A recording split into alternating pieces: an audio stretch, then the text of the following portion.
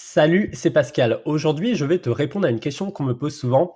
Au fait, Pascal, pourquoi est-ce que tu conseilles autant le thème Fastlane et pourquoi finalement tu es dans cette activité de création, de construction de boutique?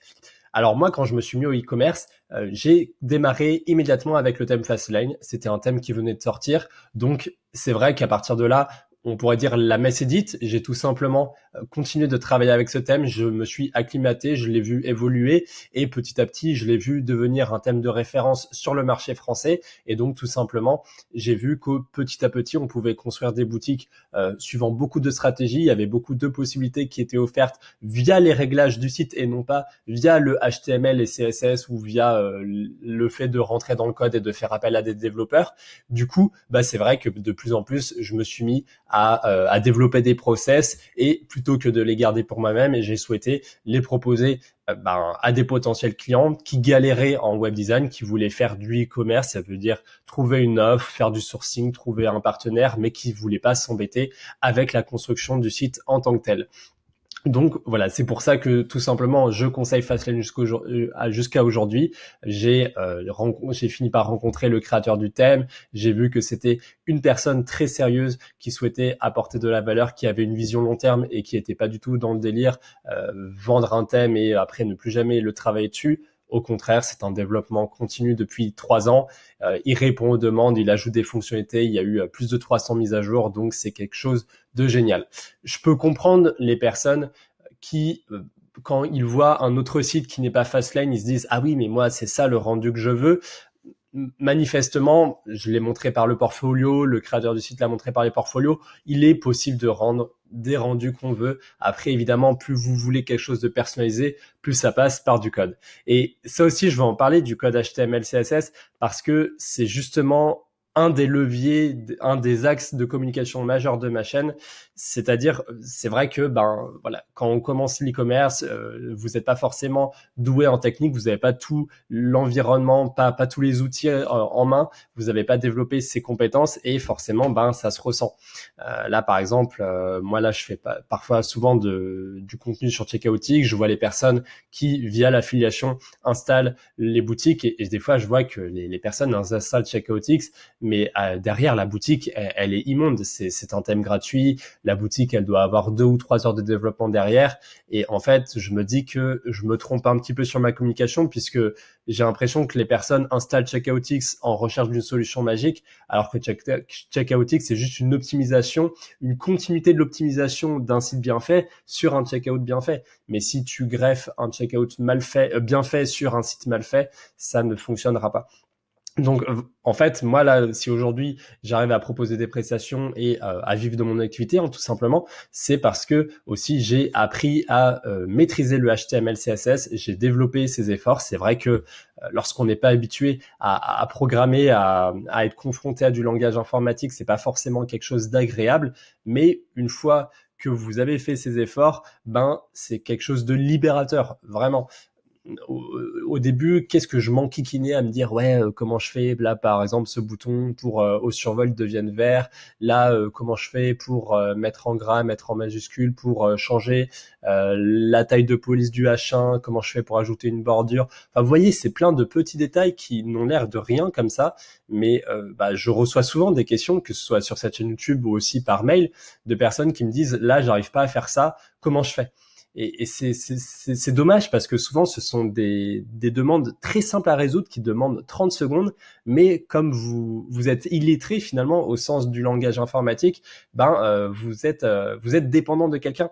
Et c'est dommage parce que moi personnellement, quand j'ai voulu devenir indépendant et vivre de mon activité, justement, je voulais devenir indépendant à tous les niveaux, et donc je voulais pas dépendre de quelqu'un pour savoir le code. Donc c'est pour ça que tout simplement j'ai appris le HTML et le CSS. Je m'étais dit je vise long terme, je sais que le business web dans son sens large, c'est mon dada, c'est quelque chose qui me plaît. Je vais pas forcément faire de l'immobilier en même temps, faire d'autres choses. Je veux vraiment être focus sur le business web.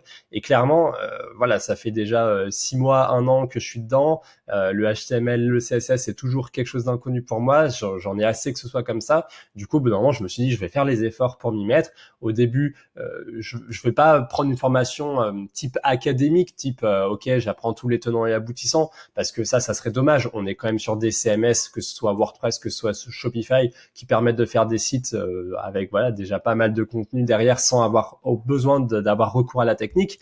Mais néanmoins, voilà, dès que j'avais une demande, un problème que j'arrivais pas à résoudre, j'ai commencé à chercher sur des forums, parfois en anglais, pour tout simplement me dire, ok, là, par exemple, comment je fais pour faire disparaître un bouton? Comment je fais pour modifier l'apparence d'un texte, ajouter de l'espacement? Comment je fais pour changer de couleur, pour gérer un affichage responsive, que ce soit différent suivant qu'on est sur ordinateur, sur mobile?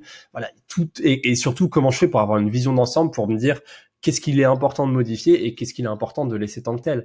Parce que ça, c'est aussi le problème, c'est quand on commence à maîtriser le HTML et le CSS, on a un petit peu un super pouvoir et on veut commencer à tout modifier.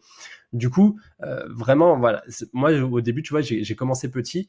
Je me suis dit, au début, dès que j'ai un petit problème, je vais regarder. Et petit à petit, en fait, tu finis par apprendre de plus en plus de choses. Dès que tu as la solution, tu la notes sur un DocWord. Et en fait, petit à petit, ça devient instinctif. Et là, aujourd'hui, je suis capable de rédiger du code HTML, CSS par moi-même parce que je connais par cœur les choses et j'ai développé une maîtrise à force de le faire. Et parfois, on me dit pourquoi, par exemple, tu ne connais pas le JavaScript. Alors le JavaScript, pour le coup, j'essaye de me former à côté, mais comme je ne trouve pas d'application au sens du e-commerce pour les sites, du coup, comme je ne le pratique pas, je ne m'améliore pas plus que ça. Donc j'ai suivi des formations en JavaScript, mais je ne les ai pas encore assimilées parce que je n'en ai pas besoin. Par contre, en HTML, CSS, c'est un besoin qui est immense. Donc tout ça pour te dire, clairement, la construction de sites, c'est pas que du HTML, CSS, c'est évidemment une vision marketing, des réflexions par rapport à comment tu vas présenter ton offre, donc aussi comment tu vas choisir ton offre. Et après, c'est évidemment aussi du Photoshop, donc ça, clairement, je t'en ai parlé aussi plusieurs fois. Mais le HTML, CSS, c'est un des axes de comment améliorer l'apparence des sites. Et souvent, ça change tellement de choses. Ce sont des petits détails, mais vraiment, ces petits détails, ils changent tout. Ça fait la différence entre un site amateur et un site professionnel. Du coup, ça change tout sur le pricing de l'offre, ça change tout sur ton chiffre d'affaires et c'est des choses absolument énormes. Donc, tout ça pour te dire, aujourd'hui, j'aimerais lancer une formation uniquement dédiée au HTML, CSS. C'est un projet que j'ai dans les cartons depuis longtemps, à vrai dire, mais j'aimerais le lancer aujourd'hui. J'avais déjà proposé un module complet sur le HTML, CSS dans ma grosse formation Business Branding.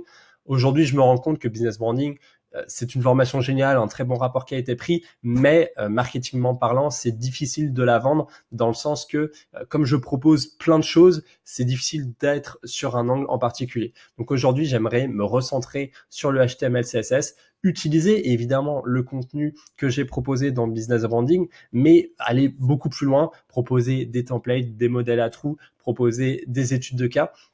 Dans l'idée, les membres qui seraient inscrits, ils pourraient m'envoyer une question, par exemple, toutes les semaines, une question concrète sur leur boutique. Et ce faisant, je réponds en vidéo.